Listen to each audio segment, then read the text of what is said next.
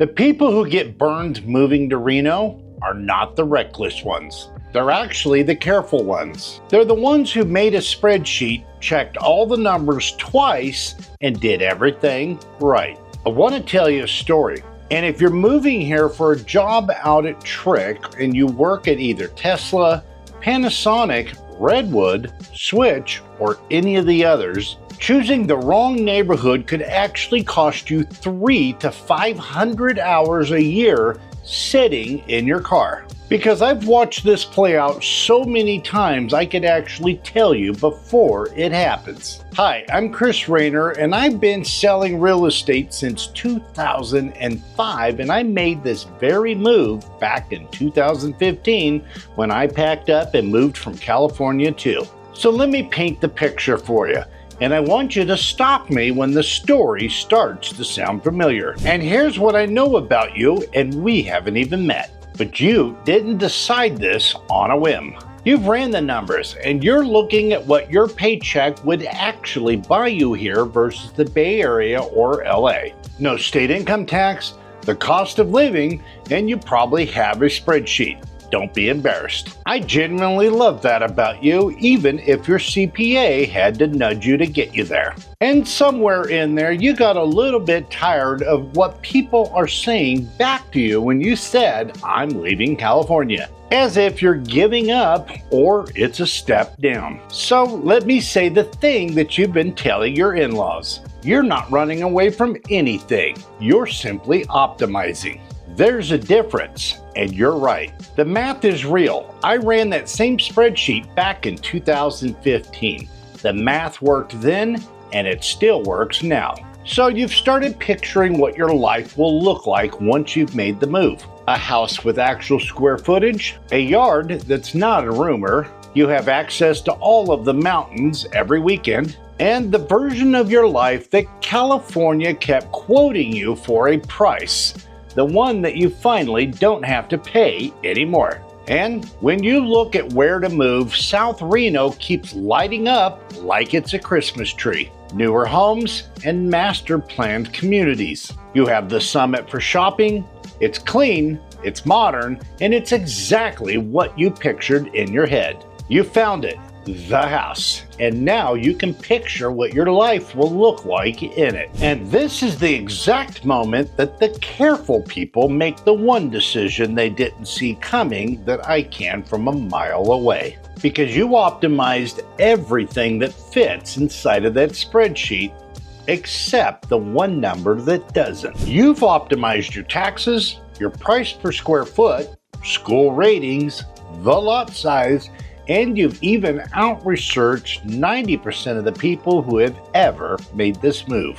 But there's one number that doesn't fit inside the spreadsheet, and it's the one number that quietly decides whether you love it or hate it here. And that's your commute to the TRIC. And here's how it will actually get you. You pull up Google Maps on a Sunday afternoon sitting on your couch and read a number that Google gives you. You type in Gigafactory and Google will conveniently tell you that it'll be 42 minutes to get there. 42 minutes and you barely register it. Because in your old life, that's about how long it took for you to get to that dinner reservation that you were just kind of lukewarm about. So you file it under, that's fine, and you end up buying the house. Except Google showed you the road. It didn't show you the 20,000 other people who use the road at the same time you do.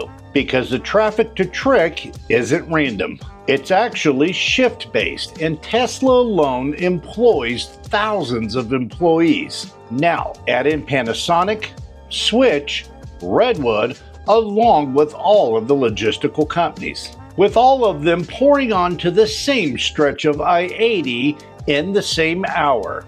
Your hour. Google gave you a number good for Sunday afternoon with a clear conscience. And that road has a different number, except you won't actually meet it until you're already in the house. So picture your actual first Monday. Your shift starts at 7 a.m. You give yourself the 42 minutes plus a buffer because, after all, you are a responsible person. So you leave at 6, and you quickly find out I'm not going to make it in 42 minutes. Here's the geography that nobody has mentioned. You'll be starting at the very bottom of the valley. To get to TRIC, you've got to travel all the way north across the metro just to turn east to go clear across town before you're even pointed at the industrial park. There's no back road because the mountains have already made that decision up for you. And right about the 395 corridor that all the locals lovingly refer to as the Spaghetti Bowl. Because from above, it looks like somebody dropped their dinner and then paved it the same way. You're gonna see a ton of brake lights, thousands to be exact, all at 6:25 a.m. On a flawless day, South Reno to TRIC is at best 45 to 50 minutes. On a normal Monday like this one, you're going to be looking at about 60 minutes to 80 minutes, and that's before anything goes wrong. So you sit there, in the dark, looking at nothing but brake lights. And for the first time, a quiet thought hits your mind. I did all the math. How did I miss this? And then a couple months in, the seasons are going to change. Now the commute that you're just now starting to tolerate becomes something completely different. Now you're looking at snow and wind on the exposed I-80 corridor. There's chain control signs, a car that spun out on the shoulder, contrast with a calm, dry South Reno street on the same morning.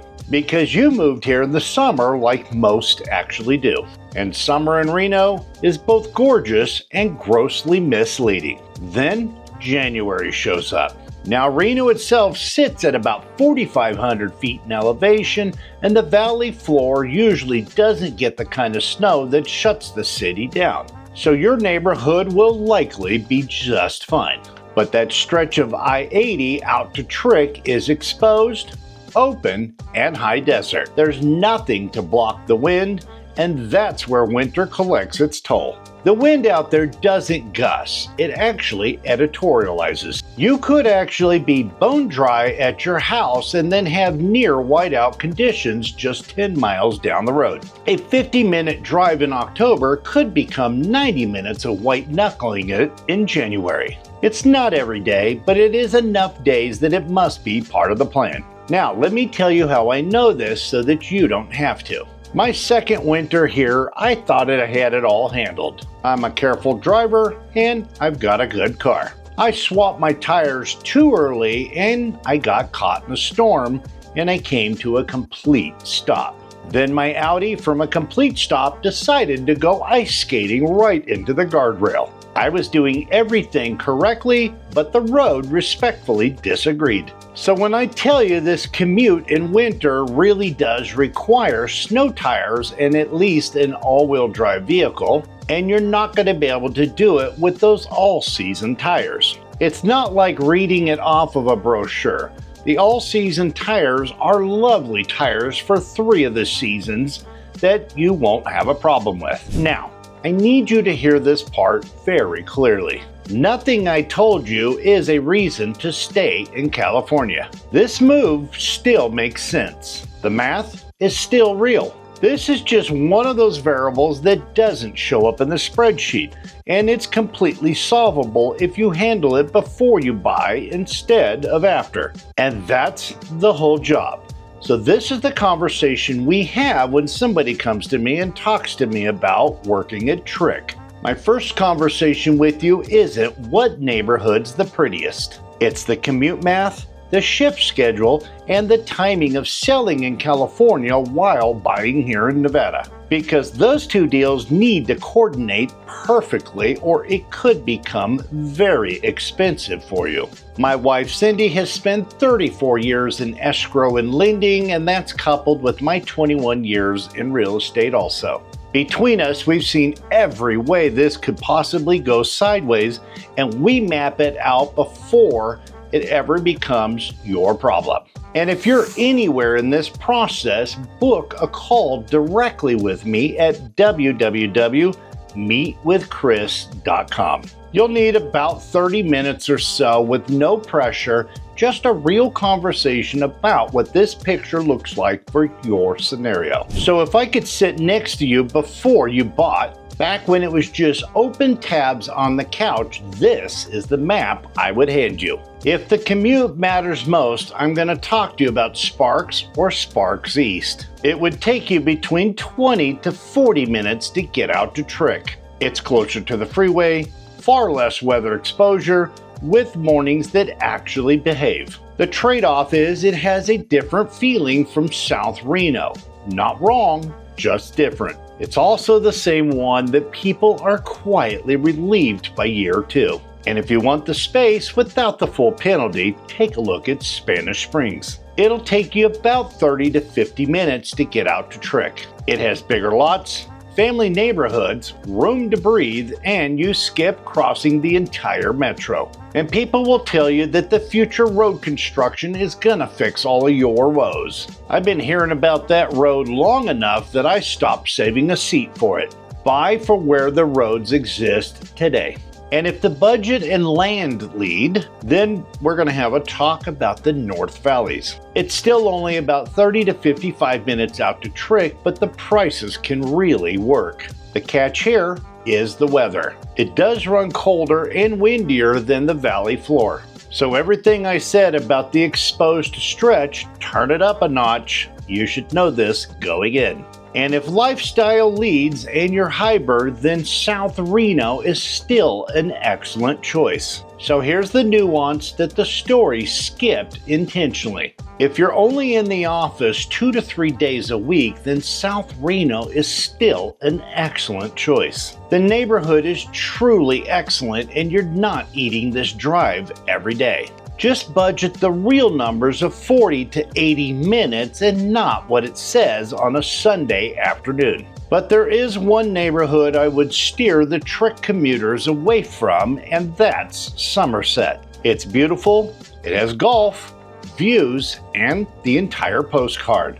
But it is on the far west side. So for TRIC, you have to still fight the West Reno traffic, and that's all before you even get to the Spaghetti Bowl. Then you still do the entire eastbound drive from there. It is one of the longest TRIC commutes in the entire metro. Amazing houses, just comes with an unforgiving alarm clock. And for one more variable that the spreadsheet can't manage to pin down: construction. We have basically 2 seasons here.